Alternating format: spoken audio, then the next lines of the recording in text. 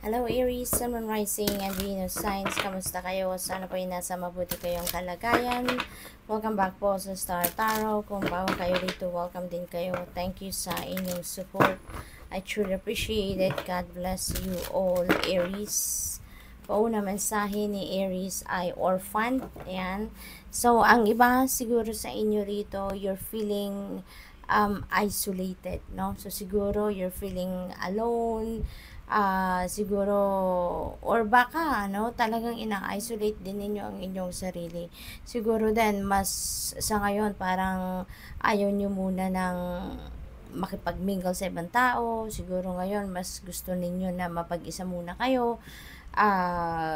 For some reason, baka gusto ninyong magpahinga from kaguluhan ng mundo, 'di ba? Yung gusto mo munang mapag-isa, mag-reflect, magmuni-muni, maaaring ganon. Or possibly, then, ang iba sa inyo dito, gusto ninyong lumayo muna sa ingay, no, ng mga tao, sa mga usapan, yung mga ganon, no? Sometimes, di ba, may nararamdaman tayong ganon. So, feeling ko, ganon ang sitwasyon ng iba sa inyo. Or, ang napipick up ko din dito na energy, maaring kayo yung kusang lumayo, no? Kayo yung kusang dumistansya sa mga tao for some reason, no?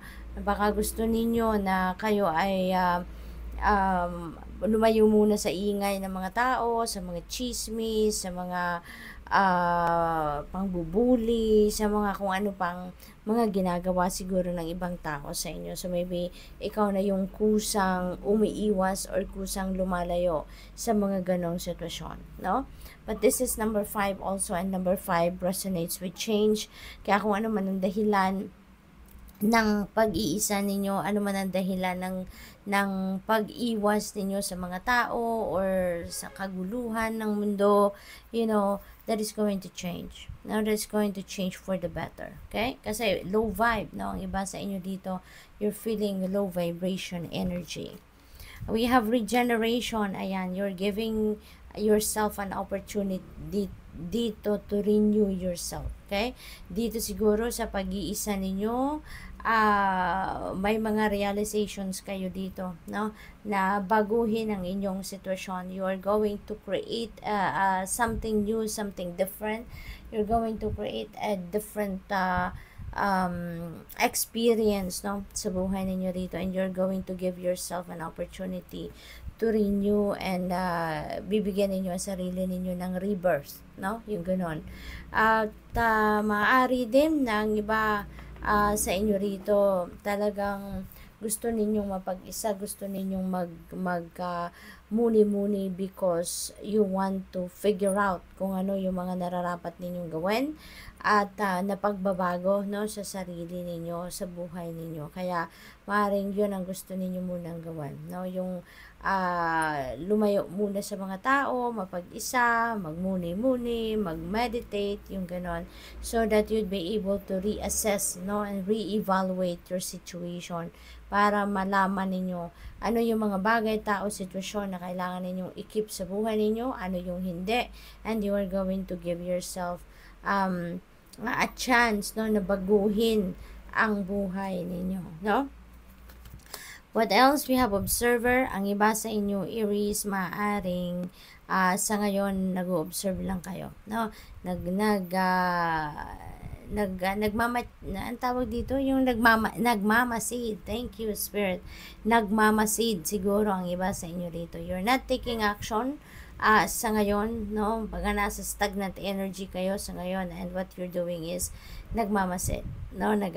Pinag-aaralan siguro ninyo ang kapaligiran, na pinag-aaralan ninyo ang inyong sitwasyon, so that you'd be able to figure out ano yung best, no, na gagawin ninyo sa ngayon.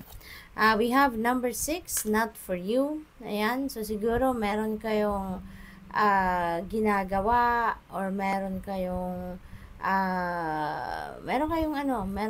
aktibidad or ginawa or planong sinimula na ninyo, pero siguro hindi nag-come to fruition, hindi nag-materialize ang plano ninyong yan. Kaya this is this is a message para sa iyo na wag na kayong malungkot, wag na kayong magdalawang isip, or wag na kayong magsisi, because kung hindi man nag-materialize ang isang bagay or ang isang plano ninyo, ibig sabihin hindi yan para sa iyo.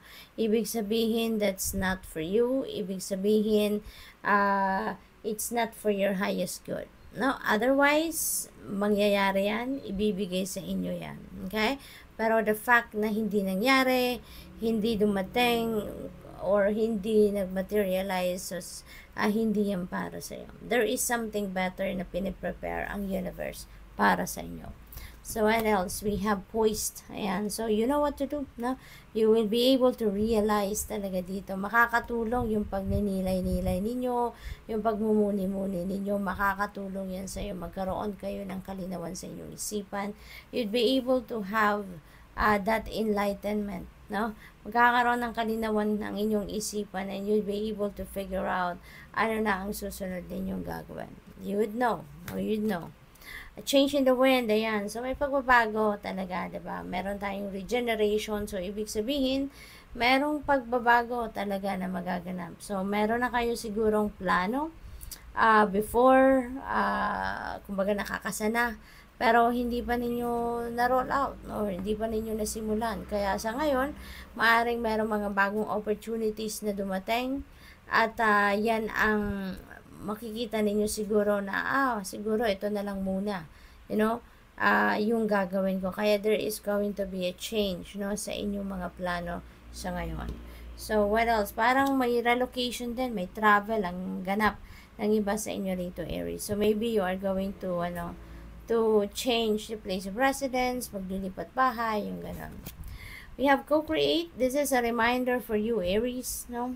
This is a reminder for you na magtutulungan, no? Makikipagtulungan kayo sa Divine Universe sa ngayon. Or, this is a reminder for you na lahat, no? Kung ano man ang nagmamanifest sa buhay ninyo, ano man yung nangyayari, no, sa buhay ninyo sa ngayon, that is the product, no, ng tutulungan ninyong pagtrabahuan yan ng Divine Universe. You are always remember that you are co-creating your reality with God, no, with the Divine Universe. We have soulmates. Ayan. So, siguro, may iba sa inyo dito, you're going to meet your soulmate. Maaring sa ngayon, may mga pagkakataon na makikilala mo or dadating na sa buhay mo yung inyong soulmate. And you would figure out, you'd be able to figure out kung yan ang taong yan ay yung soulmate, because sa unang first words pa lang na nilalabas ng mga salita ng taong yan, you'd be able to figure out already na parang ang tagal ko na nitong kakilala, yung swak na swak agad kayo, you'll be on the same wavelength, yung gano'n, no?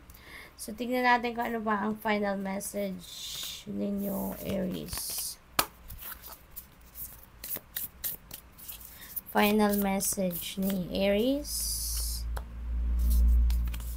Surrender. Ayan, sabi rito, remain positive about the future of our planet, for all is part of humanity's evolution. There is a divine order to all the chaos which you perceive in the world. Nothing will ever truly change until we learn to love and accept all as it is. Lovingly surrender your judgments and expectations, and your life will magically transform. That's very true.